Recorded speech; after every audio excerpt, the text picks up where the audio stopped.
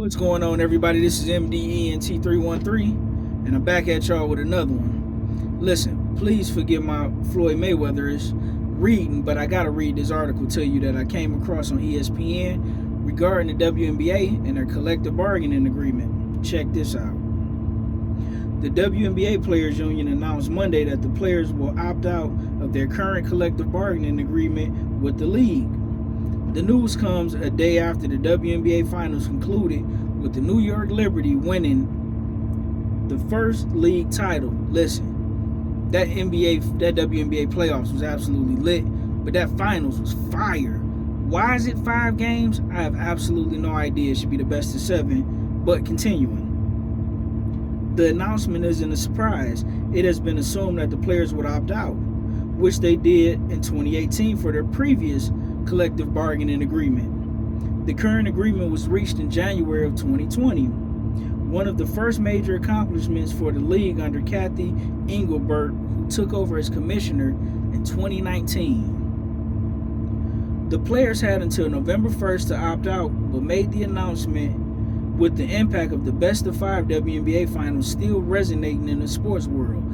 Listen, I'm sure it is, because that was fire. Some of the most competitive sports I've seen in a while. Continuing. The current agreement lasts through October 31st, 2025, giving the league and the union a year to negotiate the agreement. In July, the WNBA announced a new 11-year media rights deal featuring partnerships with Disney, Amazon Prime Video, and NBC Universal. It is valued at about $2.2 billion, ooh-wee, or $200 million per year, however you want to slice it. But future agreements with additional partners could bring the league overall media deals closer to $3 billion.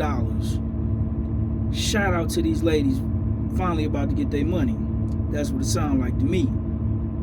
Women's National Basketball Players Association President Eniqua Ugwumaiki of the Seattle Storm referenced the gains made by the league since the CBA, which was in place before COVID-19 pandemic, and said the time was right to move forward.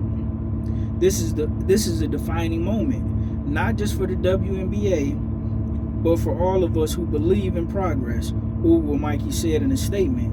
The world has evolved since 2020, and we cannot afford to stand still. If we stay in the current agreement, we will fall behind. Opting out isn't just about bigger paychecks, it's about claiming our rightful share of the business we've built. Shout out to these ladies. Improving working conditions and securing a future where the success we created benefits today's players and the generations to come. A highly anticipated draft class led by Rookie of the Year Caitlin Clark of the Indiana Fever helped bring greater coverage than ever before to the WNBA. It absolutely did, because I'm here because of Caitlin Clark, Angel Reese, what's my girl, Rakia Jackson, and Cameron Brink. You better believe it, because that college basketball NCAA tournament was litty. I ain't gonna hold you. I'm probably a little too old to be saying that, but I'm just gonna say it this time.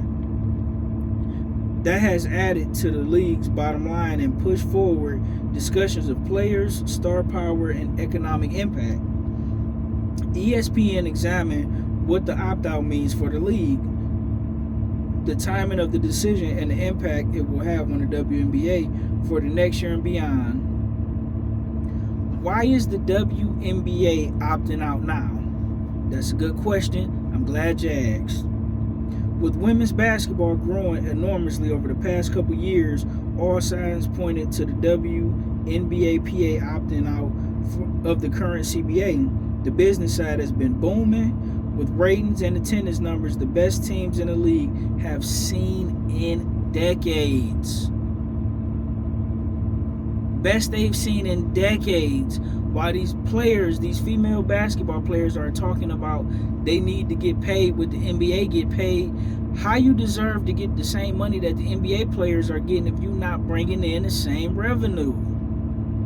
I'm glad these ladies are waking up to see that, yeah, now we're bringing in revenue, so you can stop being so hard on the NBA players, because the NBA players are not your enemies. They're trying to help sell your product.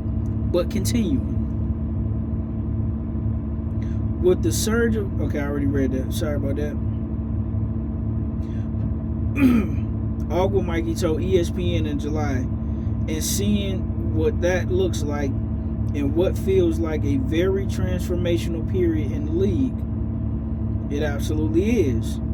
What are the big issues driving the opt-out? What will be the priorities of the players? That's an interesting question. Let's find out. The players essentially knew they would opt out of this agreement when they signed it in 2020. Okay, we already knew that. Give us something new. Some of the biggest issues with the previous CBA have been addressed, such as charter flights that they don't get, which are now used for all games of the 2024 season. Shout out to them ladies for getting these charter flights. These were player concerns about how the process was rolled out and some inequities in the charters themselves, but those things can be worked out. And this was a major step forward for the players. In talking to players during this season, ESPN found that pensions, including for former players and more supportive players with children, were topics that came up a lot for the next CBA. That's smart. They asking for a pension so that when they retire, they'll be good. Also, as well as these ladies, they give birth, and I'm pretty sure they want to, be with their children as they grow up. And if the father of the children have to look after the kid, they want to make sure things are taken care of. Shout out to them ladies for this, right? Franchises have recognized the importance of practice facilities and have pushed each other forward. The necessity for top facilities for practices and games is no longer something any franchise can ignore. They're tired of playing in crappy facilities. They're tired of practicing with BS equipment. I'm pretty sure the top cities like New York and LA and maybe Chicago have great facilities, but for the smaller market teams, they probably got crappy facilities, crappy equipment. Maybe the stadiums aren't, as modern as they should be, and they should be treated as stars. I agree with that. But continuing, the push to increase wages has been there with every CBA in league's history. So salaries will be on the table. Players are determined to see their value to the league more reflected in how they are paid. All right, next question. What specific changes to the salary structure might the WNBA PA be looking for? Increasing salaries is only part of the equation. The maximum for 2024 was $241,984. That's crazy. With the minimum salary for players with 0 to 2 years of service, including rookies, get this, was only $64,154 a year. $64,000 for WNBA rookies. Wow. But players are also interested in potentially changing how the cap works. Teams currently operate with a hard cap of 1.4 million, we're going to say 1.47 million, that can be restrictive, but the players can push for the adoption of a soft cap or more creative salary structures. Opting out isn't just about bigger. Okay, we read that. In a news release, the union mentioned the priority of transforming the current system, which imposes arbitrary and restrictive caps on the value and benefits players receive, by introducing an equity-based model that grows and evolves in step with the league's business success. We're getting to the point where the salary cap and the systems and that part of the business needs to start looking like a professional league that's not a startup. That's very interesting, because that's how a lot of people end up getting rich. When you work at smaller startups and you decide to take the majority of your salary in equity and in stock options as opposed to a higher salary. Then once they go public, they blow up, bam, you get rich, depending on how much you put in your stock options. But moving right along. Sorry about this, guys. Terry Jackson, the WNBA PA's executive director, told ESPN in July, we haven't really done that with this kind of rigid hard cap system that we have, and it's unfortunate. The salary conversation also bleeds into prioritization, a set of rules that require players to arrive to WNBA training camps on time from their overseas commitments. Prioritization was something the owners wanted in the last negotiation. It'll be interesting to see whether the players can loosen those restrictions and how increased salaries can help solve the problem by keeping a lot of players stateside in the first place. I'm going to stop it right there because I want to talk about that. That's very interesting, because I guess a lot of times when the WNBA season started up, a lot of these players aren't making it to training camp on time because they're getting paid so little that they're forced to go overseas and play overseas and get paid. Listen, can you blame them? I know you may be famous from playing in the WNBA, but if you're getting paid just as much, if not more, overseas, then what do you think is going to start to happen? They're going to prioritize playing over there versus playing here. Right? Listen, we all got bills. I don't care if you're a celebrity, if you're famous, if you're a regular everyday Joe like myself. You got to do what you got to do to make ends meet by any means necessary. That means playing overseas in the off season, coming back, missing some of training camp. You got to do what you got to do. Unfortunately, it hurts the game because it hurts your team chemistry. In addition to, you could also suffer injuries playing overseas. Get what I'm saying? So, that's a big issue. And that do need to be addressed. Especially if you want to push out the best product you can push out. But moving along. Could a work stoppage be on the horizon? I don't got to read this. We know it could absolutely be on the horizon, because if they know how much money now that the league is generating, they're going to want more. And if you're not willing to give or negotiate in good faith, then the players are not going to play, especially when they have an alternative to go play overseas. As well as Breanna Stewart and, ironically enough, her arch rival, she played in the finals, Nafisha Collier, they have their own 3-on-3 league that they're recruiting players to make additional monies. Last but not least, small paragraph, I apologize for keeping you guys so long. How will this impact free agency?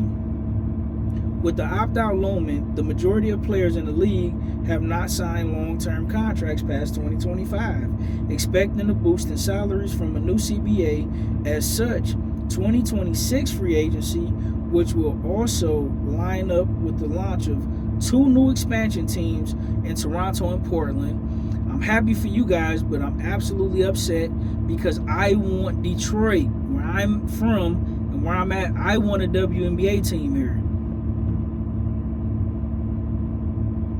But shout out to you guys in Toronto and Portland. But Detroit, can we please get a WNBA team? Moving right along. Could be a close to a free for all as we've never seen. Phoenix Mercury general manager Nick Urin even joked to the Washington Post that executives should treat free agency like a fantasy football draft. We should all just get together, get a table, and we'll just do this thing in one room. That's absolutely hilarious. But listen, man, shout out to these ladies, man, making things happen. Sometimes it takes for perfect timing, perfect situations, the right 2 players, certain storylines, a little bit of drama to get things going. Listen, a lot of people may not know this, but the NBA, a lot of you guys may think the NBA was always booming. It absolutely was not. The NBA was kind of in the same position that the WNBA was in. Now, they just started, years earlier. I want to say the 50s. The 50s, they was kind of, they wasn't doing too good, but they was, they was startup. 60s doing a little bit better, but It wasn't until, don't get me wrong, you've always had great players, so don't get that twisted, but I'm saying as far as making it the global icon and phenomenon that it is now, Magic Johnson and Larry Bird, with the emergence of those two players specifically, got the NBA, it skyrocketed them. One black guy, one white guy. Both guys are absolute monsters on the court. Both players ended up in great organizations with great head coaches, great teammates, big markets. Perfect storm, right? Even though those guys had a great deal of respect for each other, you always had that race element in there. You get what I'm saying? Now, they pushed it to a different level. You know, they got it from out the basement to the mainstream where people was lining up to see the NBA. Now, with the emergence of Michael Jordan and that dream team, it shot it to the moon and beyond. But without Magic Johnson and Larry Bird getting it there, and you know, you also had Isaiah Thomas. I'm not going to leave him out, especially as a Detroit native. But Isaiah Thomas, Michael Jordan also helped with that. But Magic Johnson, Larry Bird, those were the perfect ingredients to get the NBA out the mud. And ironically enough, as fate would have it, you have a white girl and a black girl, or a white woman and a black woman, who both can ball, who both can play. Is it players right now that's better than both of them? Absolutely. Aja Wilson, Ugumbale, I'm sorry if I mispronounced, but she's a guard for the Dallas Wing. You got Skylar Diggins. I mean, you got a lot of women. Kelsey Mitchell, Nephesia Collier, Brianna Stewart. But when it comes to sales and girls that can play, Caitlin Clark, Angel Reese. Angel Reese, Caitlin Clark. That is the perfect blend at the perfect time, the perfect rivalry that will help send the WNBA to the stars. Let me know what you guys think in the comment section. Are you happy for the WNBA players and, you know, the business of the WNBA getting these lucrative deals and hopefully being able to pay these ladies a lot more so they can, you know, continue to entertain us and put on some of the best basketball we can see? Let me know what you think in the comment section, guys. Like, share, and subscribe.